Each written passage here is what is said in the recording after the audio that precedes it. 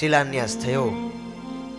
મહારાજ કહે કે હવે મંદિરનો પ્લાન, મંદિરની રચના કરીએ. મંદિરની રચના કરવા માટે, એનું ચિત્રણ કરવા માટે કોની સોંપણી કરવી, કોની પસંદગી કરવી? ચૈત્રી સમયો હતો એટલે ઘણા બધા ભક્તો આવેલા. વડોદરાના પુરુષોત્તમ દાસ, દામોદર દાસ અને ભગુજી, આ 3 શિલ્પી હતા. અમદાવાદના કુબેરજીભાઈ, મહારાજ કહે એ પણ સારા શિલ્પી છે, નિષ્ણાંત છે. હીરાજી કરીને મારવાડી એક અમદાવાદના શિલ્પી આવેલા, અને નડિયાદના કેવળદાસ એ પણ આવેલા. સૌને બોલાવીને મહારાજે કહ્યું, કામ કરી એક આજે, સારું ચિત્ર મંદિરનું સ્વરૂપ, એક એકથી પરમ અનુપ. મહારાજ કે આપણે વડતાલનું મંદિર કરવું છે તો તમે સારું ચિત્ર બનાવો. શ્રીજી મહારાજે 12 શિલ્પીને બોલાવ્યા. કેટલા? આજે કોઈ સારામાં સારો બંગલો બાંધતું હોય, સારામાં સારું ઘર બંધાવતા હોય તો કેટલા આર્કિટેક્ટ રાખે? 1 રાખે. એનાથી વિશેષ કરવું હોય તો 2 કે 3 રાખે, પણ 12 કોઈ રાખે? શ્રીજી મહારાજને પોતાના ઘર કરતા પણ આ ધામ કેટલું વાલું હશે કે આ મંદિરનું ચિત્રણ કરવા મહારાજે 12 શિલ્પીઓની નિમણૂક કરી.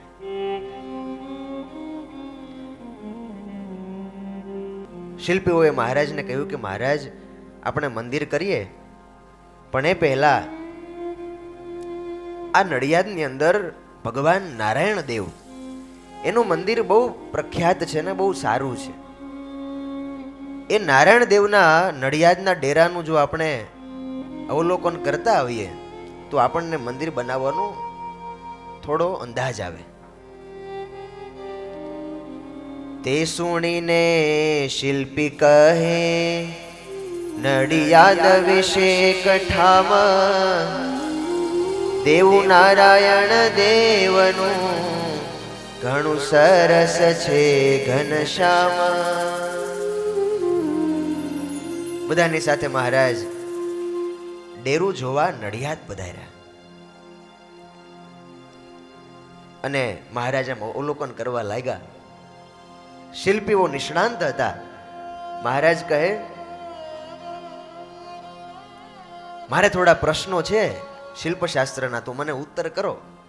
12 શિલ્પી બેઠા હતા સામે, 12. અને નડિયાદના ડેરા વિશે મહારાજે થોડા શિલ્પશાસ્ત્ર અનુસાર પ્રશ્નો કર્યા. પણ પ્રશ્નો કરનારા તો પુરુષોત્તમ હતા એટલે કોઈ જવાબ આપી શક્યા નહીં. મહારાજ કે, તમે બધા શિલ્પશાસ્ત્રના નિષ્ણાંત છો તો બીજા આધાર શા માટે લેવા? તમે બધા પોતપોતાની રીતે મંદિરના નકશા બનાવો, તમારી બુદ્ધિ પ્રમાણે, કોઈની નકલ કરવી નહીં. તમને જે ભગવાન અંતઃ પ્રેરણા કરે એવું તમે ચિત્રણ કરતા હો. અને 12 શિલ્પી મહારાજની આજ્ઞાથી જેનું ઉત્તમ ચિત્ર જણાશે, મુખ્ય શિલ્પી તો તે ગણાશે. મહારાજ કે તમે 12 છો, એમાંથી અમને જેનું ચિત્ર સારું લાગશે એને આખા મંદિરના મુખ્ય શિલ્પી કરીશું. અને આ તો પછી હવે કોમ્પિટિશન થઈ ગઈ ને. સારું સર્જન એ જ્યારે સ્પર્ધા હોય ત્યારે સારું આવે. એકલા બનાવવાનું કહ્યું એવું સારું ન બને, પણ આના કરતા સારું બનાવું. બીજાને એમ થાય કે હું એના કરતા સારું બનાવું. સોણી સૌ ગયા આપ ઉતારે, મુખ્ય થાવા પ્રત્યેક વિચારે. મારું સરસ કે સરસ તમારું, એવું મમત પણ મન ધારું. હું મુખ્ય થાવ, હું મહારાજનો રાજીપો લઉં, અને એમ કરતા એ બારે શિલ્પી ભક્તોએ આ વડતાલ મંદિરના ચિત્રણ કર્યા છે. 4 કલાક બેઠા ચિત્ર દોરવા અને એ ચિત્રના મંદિરના ખહરા કરી અને શ્રીજી મહારાજની આગળ લઈને આવ્યા. મહારાજની આગળ એ બધા જ બારે બાર મંદિરના ચિત્રણ હતા ને મૂક્યા. આ બધું ક્યાં ચાલે છે? અહીંયા જ ચાલે છે વડતાલમાં. મંદિરની મહાગાથા ચાલે છે. પાયાથી માંડીને પ્રતિષ્ઠા સુધી આપણે મહારાજે જે જે ચરિત્રો કર્યા એ સાંભળી રહ્યા છે. મહારાજ બેઠા છે, સામે 12 શિલ્પીઓ બેઠા છે અને મહારાજે એક એકના ચિત્ર જોયા. હવે શ્રીજી મહારાજ જેવો ચિતારો તો ક્યાં મળે? આ બ્રહ્માંડની અંદર કેટલા રંગો ભર્યા ને કેવા અવનવા ચિત્રો, એકને જોઈએ બીજું ભૂલી જઈએ. બધાના કહરા શ્રીજી મહારાજે જોયા, પણ એમાંથી અમદાવાદના હીરાજી મારવાડી હતા. એમણે જે મંદિરનું ચિત્રણ કરેલું એ મહારાજને પસંદ આવ્યું અને મહારાજ બોલ્યા કે તમે 12 શિલ્પી ભક્તોએ આ ચિત્ર તૈયાર કર્યા, પણ એમાંથી આ અમદાવાદના હીરાજી મારવાડીનો પહેલો નંબર આવે છે. પહેલા નંબર માટે આટલી તાળી ઓછી પડે હો. મહારાજ કે તમારું ચિત્ર મને બહુ ગમ્યું. વડોદરાના પુરુષોત્તમ દાસજીના નકશામાંથી અમુક અંશો લીધા, હીરાજીના ચિત્રમાં સુધારો કર્યો અને અમુક અંશો ભગુજી શિલ્પી હતા એના નકશામાંથી અંશો લીધા મહારાજ. અને મહારાજે મુખ્ય આ હીરાજી મારવાડી અને એમની નીચે ભગુજી અને પુરુષોત્તમ દાસ આવી રીતે મંદિર નિર્માણ માટે મુખ્ય 3 શિલ્પી એની નિમણૂક કરી છે. પછી મહારાજે સંતોની બેઠક બોલાવી. મહારાજ કે હવે આ મંદિરના મહંત કોને કરીશું, જવાબદારી કોને સોંપશું? મુક્તાનંદ સ્વામીએ મહારાજની સામે હાથ જોડ્યા છે કે મહારાજ,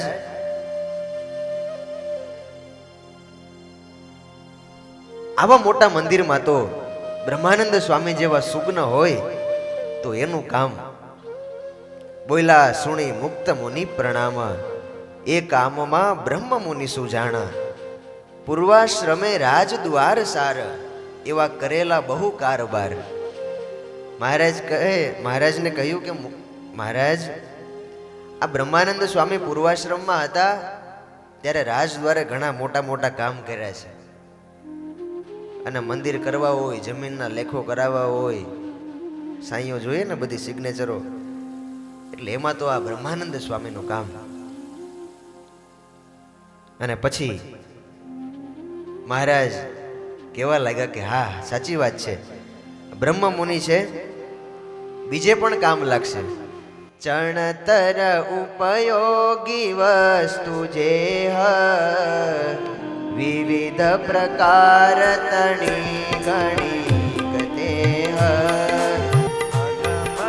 વનીમાંથી લાવી આને અવરન એ હસમાન આજટાને સુરપતિ સદને સુવસ્તુ હોય તરત મંગાવી શકે જતે હતોય જનમન ક્ષણ માત્ર મારી જાવે ધન ડગલે ડગલા ઉપાડી લાવે. મહારાજ કેવા લાગ્યા કે આ બ્રહ્માનંદ સ્વામી કેવા છે? સુરપતિ સદને વસ્તુ હોય તરત મંગાવી શકે તોય. ઇન્દ્ર સ્વર્ગના મહારાજા, એ ઇન્દ્ર પાસેથી પણ જો વસ્તુ મગાવી હોય ને તો આ બ્રહ્મ મુનિ મગાવી શકે એવા છે. ચણતર ઉપયોગી વસ્તુ જેહ વિવિધ ઘણી પ્રકારની દેહ સોણી હરિ મુનિ બ્રહ્મને કહે છે, તમ પર ભાર બધોય આ રહે છે, મન ધરી મુજવે આસ વસી શુભ કામ કરો અનન્ય દાસ.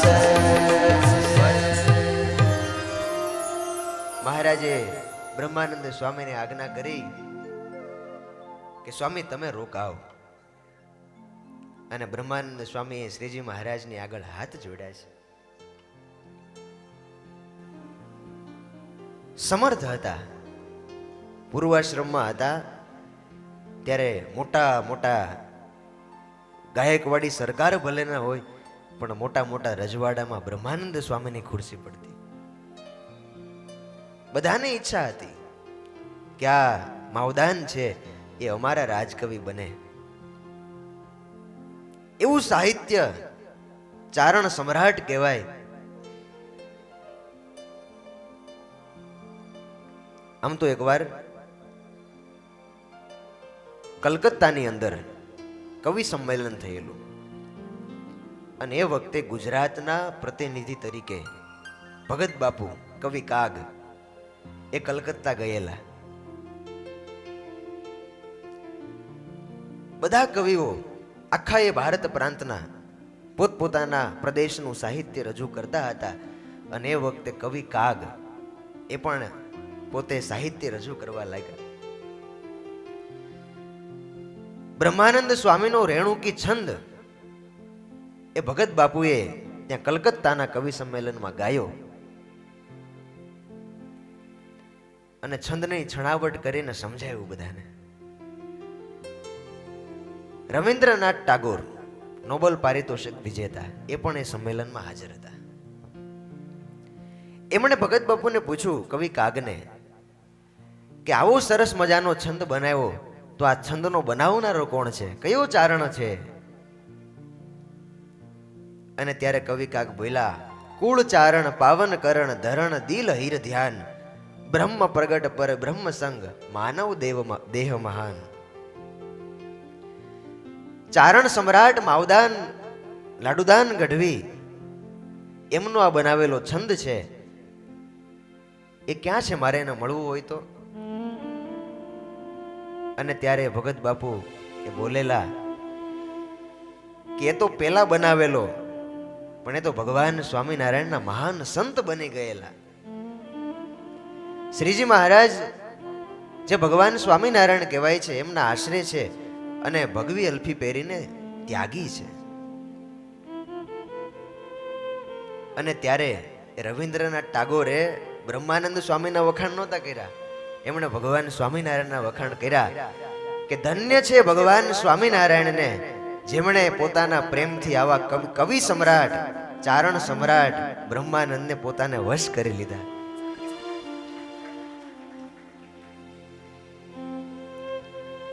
દરેક રજવાડામાં પોતે પૂછાતા એટલે મહારાજે આ મંદિરની જવાબદારી સ્વામીને સોંપેલી. બ્રહ્માનંદ સ્વામી હાથ જોડીને કહ્યું કે મહારાજ તમારી આજ્ઞા શિર સાટે, પણ આવડું મોટું મંદિર કરવું હોય, નવ શિખર, મારે ક્યાંક વસ્તુ લેવા બીજે ત્રીજે જવાનું થાય તો મંદિરની સાઈડ એવું જ કહેવાય ને, સાઈડ કોણ સંભાળે? મહારાજ મારે જોડમાં એક સાધુ જોઈએ વિચક્ષણ. પણ મુનિવર અક્ષરાખ્યનંદ પરમ વિચક્ષણ જેહ છે સ્વછંદ રહી અહીં મુજને સહાય થાય મુજ થકી તો શુભ કામ તે કરાય. મહારાજ અક્ષરાનંદ સ્વામી એ જો મારી સહાયમાં રહે તો મને થોડો ટેકો રહે. અક્ષરાનંદ સ્વામીની સામે મહારાજે ઈશારો કર્યો, હાથ જોડાયા. મહારાજ જેવી તમારી આજ્ઞા. બ્રહ્માનંદ સ્વામીએ ઓફર કરી અક્ષરાનંદ સ્વામી માટે, પણ અક્ષરાનંદ સ્વામી વળી મહારાજને કીધું કે મહારાજ હું રોકાવ તો ખરો પણ આનંદાનંદ સ્વામી રોકાય ને તો રોકાવ. બ્રહ્માનંદ સ્વામીએ કીધું કે અક્ષરાનંદ સ્વામી રોકાય તો રોકાવ, અને અક્ષરાનંદ સ્વામી કે આનંદાનંદ સ્વામી રોકાય તો રોકાવ. મહારાજ એ આનંદાનંદ સ્વામી હમણાં જ અમદાવાદનું બહુ મોટું મંદિર બંધાવ્યું છે. એને વિશેષ બાંધકામમાં એની નજર દ્રષ્ટિ છે.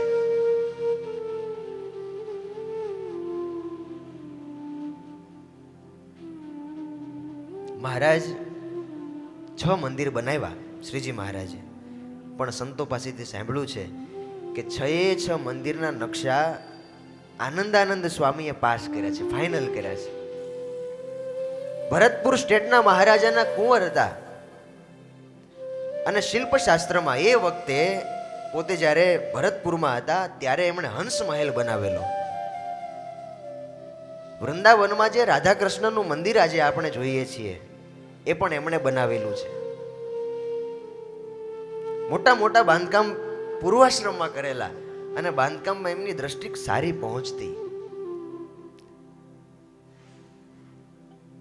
પુષ્કરનો જે ઘાટ છે એ પણ આનંદાનંદ સ્વામીએ પૂર્વાશ્રમમાં બંધાવેલો. અને બાંધકામ આજે બધાની માસ્ટરી હોય ને, કોઈને રસોઈમાં માસ્ટરી હોય, કોઈને બાંધકામમાં માસ્ટરી હોય, કોઈને ભગવાનની સેવા પૂજામાં માસ્ટરી હોય, એમ શ્રીજી મહારાજના 500 પરમહંસોમાંથી બાંધકામમાં ચણતરમાં કોઈની માસ્ટરી હોય ને તો એ હતા આનંદાનંદ સ્વામી. મહારાજ આનંદાનંદ સ્વામી રોકાય તો આવડું મોટું મંદિર થાય છે તો અમને સહાય મળે. મહારાજે આનંદાનંદ સ્વામીને પણ આજ્ઞા કરી કે સ્વામી તમે પણ હવે અહીંયા રોકાઓ. ગોપાળાનંદ સ્વામીએ મહારાજને કહ્યું, મહારાજ શિલ્પીઓની નિમણૂક થઈ ગઈ, મંદિરમાં સંભાળવા વાળા સંતોની નિમણૂક થઈ ગઈ, બસ હવે તમે આજ્ઞા કરો કે મંદિરમાં તમે કઈ કઈ મૂર્તિઓ પધરાવવા માંગો છો. મંદિર તો કરીશું, પણ મંદિર તૈયાર થઈ જાય ત્યાં સુધી મૂર્તિ તો તૈયાર થઈ જાય. મહારાજ કે હીરાજી શિલ્પીને બોલાવો, નારાયણભાઈને બોલાવો. બધા શિલ્પી ભક્તોને બોલાવ્યા છે. અને મહારાજ કે સંતો મારો તો એવો વિચાર છે, આ પહેલો વહેલો સંકલ્પ લક્ષ્મીનારાયણ દેવની પ્રતિષ્ઠાનો મહારાજે કર્યો. શિલ્પીને કહ્યું કે મારી ઈચ્છા એવી છે કે લક્ષ્મીજીએ અહીંયા 10,000 વર્ષ સુધી તપશ્ચર્યા કરી છે, એટલે વડતાલના મુખ્ય મંદિરના મધ્ય ડેરામાં લક્ષ્મીનારાયણ દેવની મૂર્તિઓ આપણે પધરાવી છે.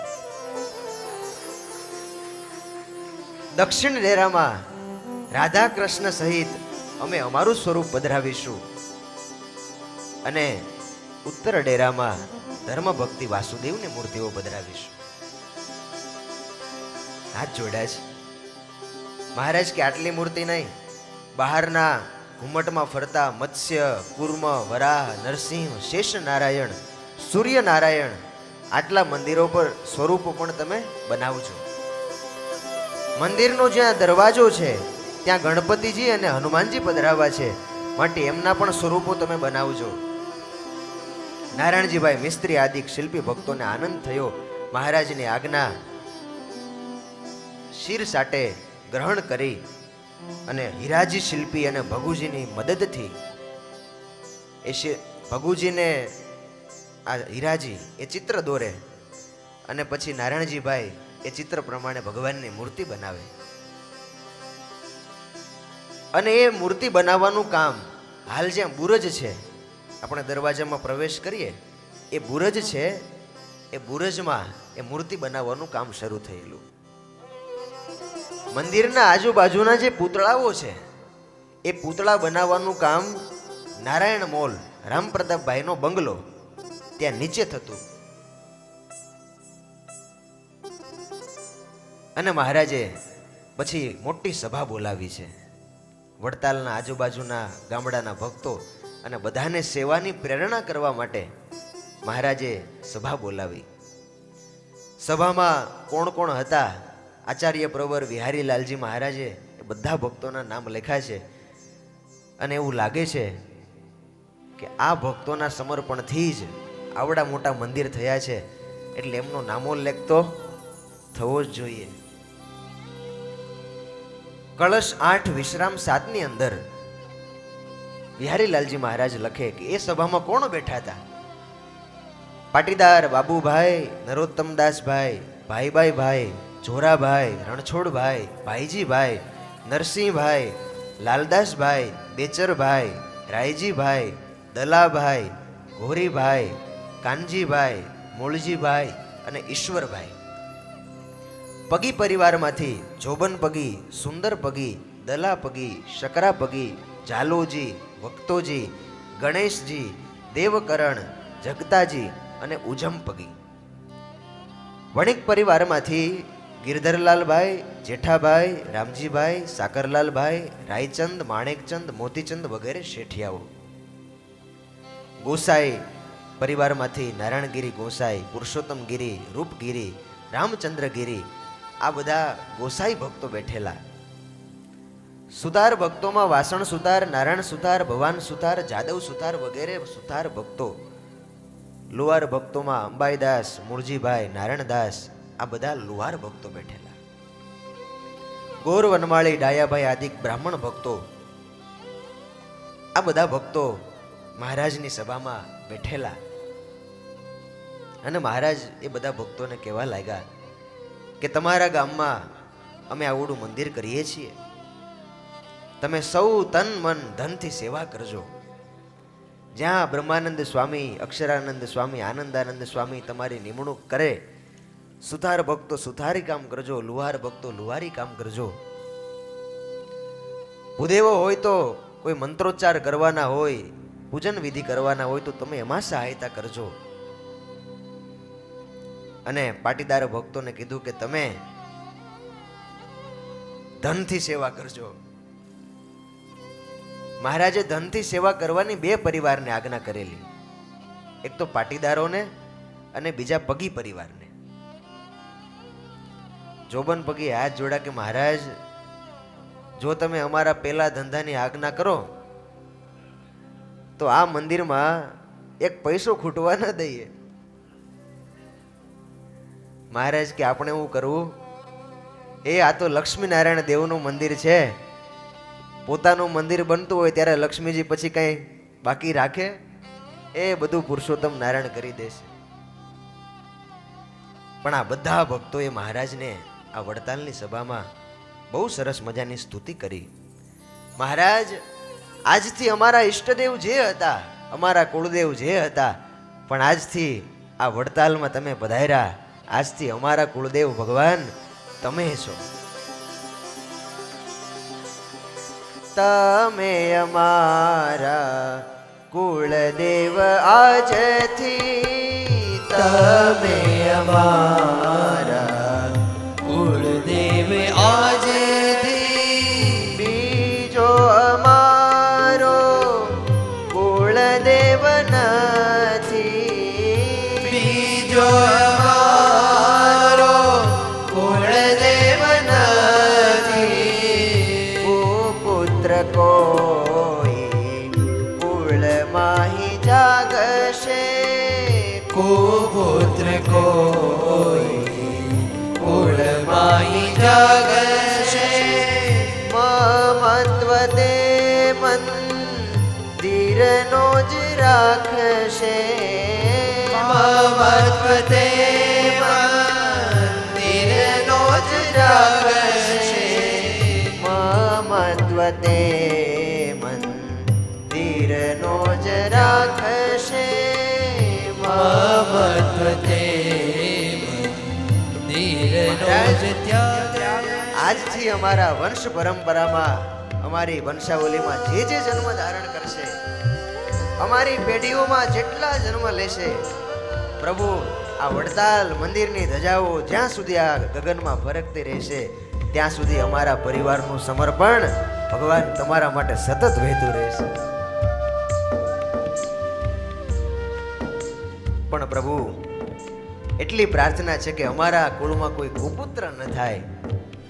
દ્વિજાતિ વંશે અસુરાંશ થાય છે, દ્વિજાતિ વંશે અસુરાંશ થાય છે વિરુદ્ધ દેવે દથી જે જાય છે વિરુદ્ધ દેવથી જે જાય છે સુપુત્ર તો સો રહેશે જ સેવતા સુપુત્ર તો રહેશે જ સેવતા દિલે ગણીને નિજ કુળ દેવતા ગણીને નિજ કુળ દેવતા દિલે ગણીને નિજ કુળ દેવતા દિલે ગણીને નિજ કુળ